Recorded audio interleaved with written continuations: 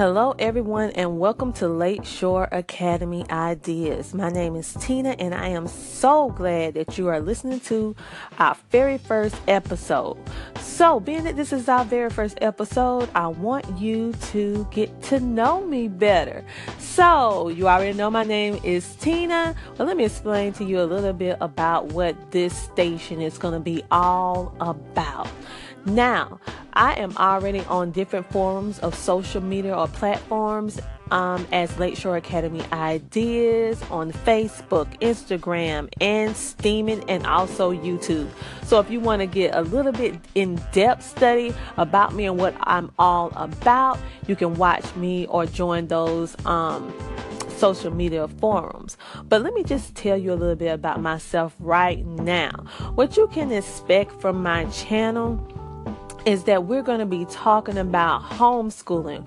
We're going to be talking about the good, the bad, and the ugly of homeschool. We're going to be talking about resources, freebies, giveaways. We're going to be talking about wellness because I am very passionate about two things. I'm passionate about homeschooling my children, and I'm also very, very passionate about our wellness.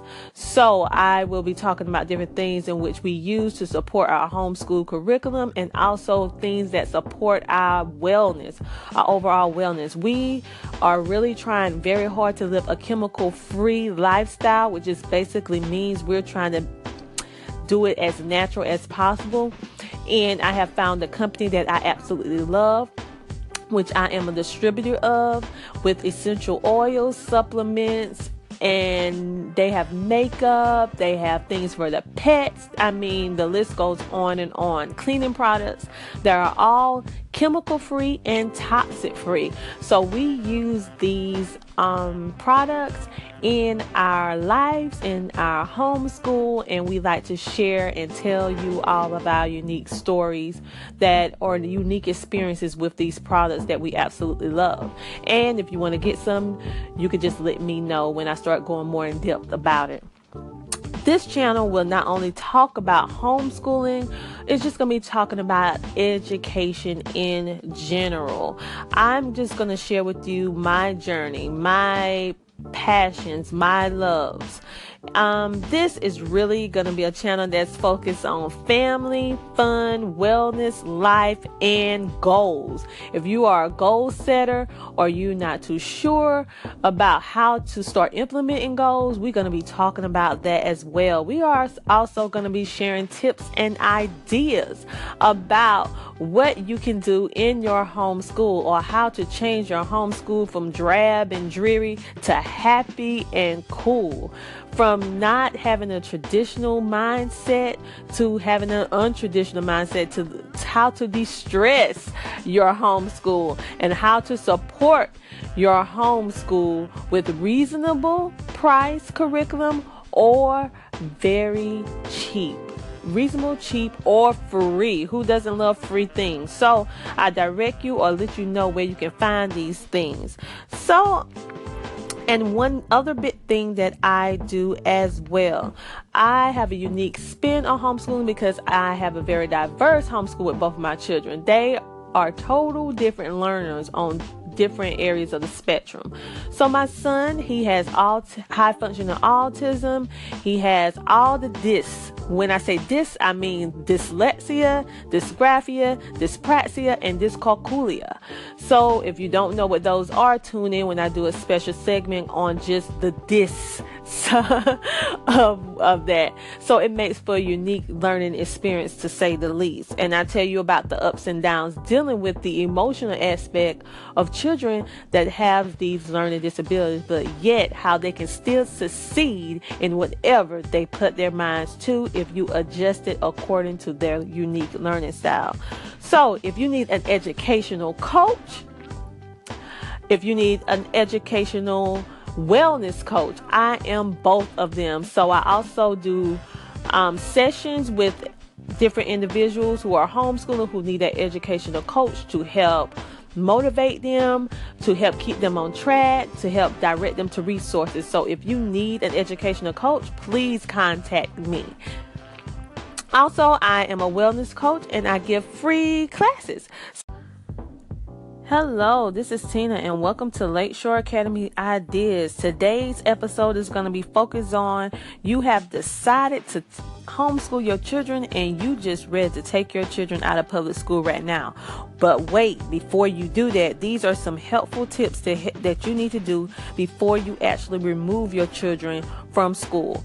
First of all, what you need to do is to check your particular school district to find out what you need to do in order to homeschool legally, because you cannot just go remove your children from public school without doing the proper paperwork and doing the requirements that's for your state.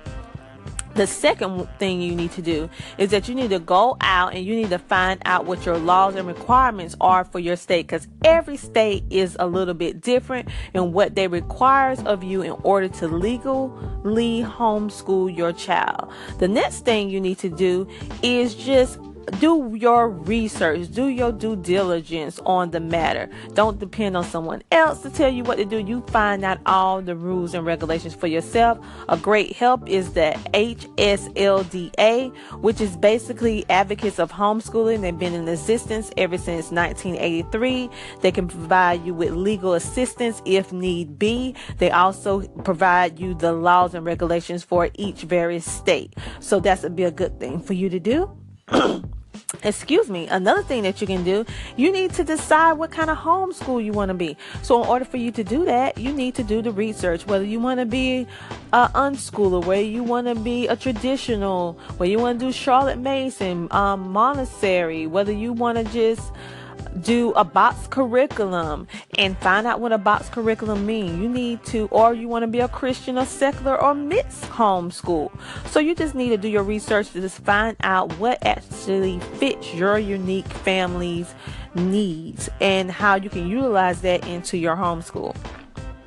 Another thing you want to do, if possible, you want to include your child's interest in your homeschool. So one beautiful thing about homeschooling is that you not only can get your core subjects, which is the things that you have to do legally to homeschool your children, but you can also designate time for your child to have time to do their interests. Like if they have a certain dream or goal they want to reach, this is a perfect time that homeschoolers have that extra time where they can focus on what they want to be or what they want to do with their lives and also get done with their schoolwork as well. So just to recap, you need to, before you take your child or remove your child from school, you need to make sure to check out the requirements of your school district, do your research, do your due diligence. You need to find out the laws and requirements for your particular state. You need to decide what type of homeschool you want to be. You need to also include your child interests if you want to. And you also need to make sure that whatever you do when you're removing your child from school, once you've figured out everything that you need to do, make sure that you make copies and keep copies of everything that you do for your own records. So if anything ever come up, you will have those records there and you can show at any time. So make sure that you do these things. And again, this is Tina from Lakeshore Academy Ideas, giving you some helpful tips on what do you do before you remove your children from school. You guys have a great day. Bye. Hello, this is Tina and welcome to Lakeshore Academy Ideas. Today we're going to be talking about the 4 disses, and you might be saying to yourself, what in the world is the 4 disses? Well, I'm about to explain them to you right now. So if you just sit back, relax, and learn about these learning disabilities or learning differences, and then you'll be able to identify if any of these fit for your family. So as you know, my son, he has all 4 of these at various levels. So some are more profound than others. Some are not as profound. But let's go ahead and jump right in. The first dis is dyslexia. And dyslexia is a learning disability that mainly focuses around reading. These kids typically have trouble with reading accurately and fluently. They also have trouble with reading comprehension, spelling, and writing. So when you typically think of a child with dyslexia, you automatically think of them reversing letters and numbers, which is one of the characteristics, but that's not the whole spectrum of this disorder. So It's dealing with all that stuff. It's dealing with reading, letter reversal, comprehension, spelling and writing. Let's go ahead to the next disc, which is called dyscalculia, and that's a tongue twister. Let's say it one more time: dyscalculia. Well, at any rate, dyscalculia is a learning difference or disability that is centered around math. Children that have this learning disability, they usually have difficulty with number-related concepts or using symbols or functions that's needed in the math process. So basically, let me give you an analogy. Math is like building blocks. So in order for you to move on to the next concept, you have to be able to master or at least have a full understanding of the previous concept in order to master the next concept. With children with dyscalculia, they tend to lack mastery when it's dealing with certain concepts. Some have more problem with numerical concepts, dealing with the numbers, and some actually have problems with comprehending the written form of math. Some actually have problems in both areas. So it makes it very difficult for them when they're trying to learn a new math concept and they really don't understand the steps and they're not following the steps. So if you notice your child has that particular problem and they try really, really hard, but they just can't seem to get it, they may have dyscalculia. Let's talk about the next disc, which is dysgraphia. Dysgraphia is a learning disability that is focused or centered around the child's writing. So this child, you will notice that this child will have difficulty in writing legibly, and they don't write at age appropriate speed. So you might have an older child who writes really, really slow and still writes his writing or her writing is not legible. Many of these children, they also struggle with putting their thoughts down on paper. You will notice that these children are very, very verbal in the fact that they can express themselves emotionally or express themselves with their words verbally. But when it comes down to them writing it down on paper, it's kind of get lost in translation, so to speak. Like in person, they're super duper expressive. They're very, very engaging, but on paper, you're like, is this the same person? Yes, it is. It's just that they have a learning difference or disability that inhibits them from expressing themselves as well as they would like in a written form. So an easy fix for that is utilizing different apps that are speech to text. So I use that with my son all the time. He speaks into the electronic device, and then after that it writes it out for him, and he copies it down, or he listens to it and he take his time and write everything down. What he said is his words, but he's just writing it down. So it works great for us. The last one is called dyspraxia. Now, dyspraxia is something that's dealing with the development of your coordination. So if you have a child that is clumsy, or you have a child that has difficulty with balance or fine motor skills, it also it centers around writing, or you have a child that's can't do the fine motor skills like tying their shoelaces or button up buttons or zippers, then your child may have dyspraxia, which is just a developmental coordination disorder. So if you notice that your child have any of these, maybe this can help and you can do further research. Thank you. And this has been Lakeshore Academy Ideas. Have a great day. Bye. Hello, this is Tina and welcome to Lakeshore Academy Ideas. Today's question is going to be focused around, will homeschooling make my child a genius? And to put it frank and simply, no. Homeschooling does not make your child be a genius. Now, mind you, homeschooling helps and make a very conducive area or environment for your child to learn and to thrive in a very well organized environment where they can be themselves. They don't have to worry about being bullied. They don't have to worry about the other things that other children in public school have to deal with, so to speak. So they can be free to be whomever they want to be. And in those kind of situations, it most of the time produces very, very smart, well-adjusted children, for the fact that they don't have all the negativity surrounding them or inhibiting them from being the best person that they can be. Now, Now, truth be told, a lot of geniuses are coming from homeschool families and homeschool environments because of the environment, in my opinion. But let's be realistic. Everyone is not a genius. And the sooner we realize that, it's okay that your child is not a genius. Your child can still be excellent and still be a wonderful person, and they're just average. Everybody is not a book knowledge person. So if you come into the situation and you're comparing your children to all of these stories that you see on the news about this child is a genius, this child is a prodigy, and this and that, and then you're feeling less than of because your child is not a genius, don't do that, because you should not compare yourself to other people or your children to other people. Your child is unique and special just the way they are, whether a score tell them they're a genius or not. They are still amazing, and it's no one like that child. So you can have two children. That one child is unique and special in whatever they choose to do with their lives. If you think about all your different children, if you have more than one, every child has something unique and special about them, whether it's big or small. Embrace it.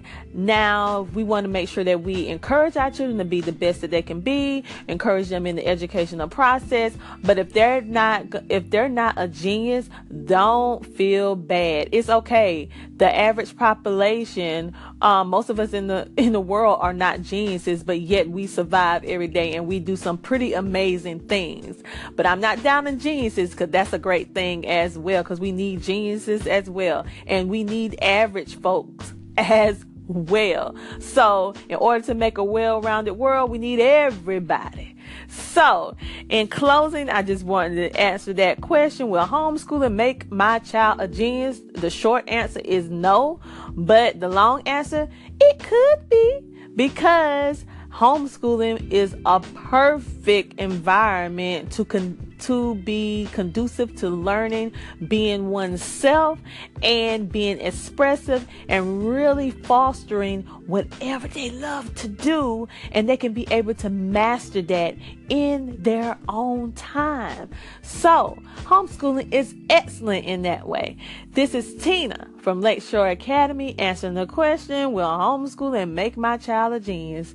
Have a great day. Bye.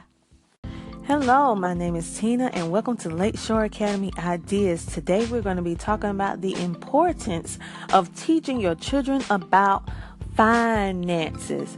Ooh, that's the subject that many of us don't want to talk about, especially us adults that have ups and downs with dealing with finances. But it is so important that we teach our children about finances. We teach them. Don't allow just a book to teach them, or depend on someone else to teach them, or using trial and error when they get grown, saying, oh, they'll have to learn on their own. No. It's our responsibility as parents, whether we are homeschooling or public schooling, whichever the case may be, it's our responsibility to teach our children about a budget, teach our children about finances, teach our children about a good debt versus a bad debt, teach our children about bills, teaching our children about necessities and the difference between wants and needs. So if we do that, it will build a foundation that will last for a lifetime with our children. Our children need to know the ups and the downs. They need to know that when mommy and daddy takes the time to buy them something that they really, really want, how was mommy and daddy able to buy that if you're not a family that has money like that? And I am one of them. Everything is on a budget. We're on one income, so we have to save in order to get stuff, or we have to buy resale, or we have to buy refurbished in order to get some of the things. And it's okay. Teach your children to be shopping savvy. And you can just teach your children about what capitalism means, what bonds and stocks are, what's entrepreneurship, what about a business. These are things that we should teach our children so that they will have a great foundation, so that they won't get into the pitfalls of what happens when we overextend ourselves. We're living in a world that is so monetized. It's monetized to the fact that when you watch television, the commercials is always showing you how the other half is living, or how in order for you to have happiness, you have to have this new car, you have to have this new outfit, you have to have this hairstyle, these clothes, and the list goes on and on and on. Children need to understand that these things are not entitled to them because mommy and daddy gonna go get it for them. No, they need to learn, have a good work ethic, know how to budget, know how to save, how to work for what they want, and not expect someone to, so to speak, bail them out, so to speak, when they're in a tight situation. Although as parents, we do want to be there and help our children anytime that we can, but you don't want to enable them or pacify them to the fact that they're now adults and they have a very limited knowledge about what it entails to actually live on their own. Because if you don't teach them now and then they go out on their own, they will be back. Because if they don't have any place to stay, they're coming back to mom and daddy. So if you want your children to be successful and being able to maintain or sustain their own place, their own jobs, their own careers, their own businesses and livelihood, then we have to start at home with our children. It's so important, and it's never too early to start implementing those values and those principles and those goals that you have. I'm actually still working on it with my children right now. We're dealing with, they're taking a finance class, and we're actually talking more and more in depth. We talked about finances and budget and bills for a long time, but now that they're older, it's like it's starting to really stick now, because I don't want my children to have to struggle or have the difficulties that I have as an adult. I want them to learn from my mistakes and not make the same mistakes that I have made. I want them to have less stress, less debt. So in order for our children to have better than what we have, we need to teach them how to be better. So we need to teach those finances and just basic principles, give them the knowledge about a budget, food, gas, etc., capitalism, bonds, stocks, so that we can have well-rounded children. This has been Tina at Lakeshore Academy Ideas. Have a great day. Bye. Hello, this is Tina from Lakeshore Academy Ideas, and today I am trying to build your confidence. Yes, let me build your confidence, because many times we feel like maybe I'm underqualified to teach my children because everyone around me is saying you're not certified. Well, guess what? You are certified. And let me tell you why, boo-boo. You are certified because as a parent, you are your children's first teacher.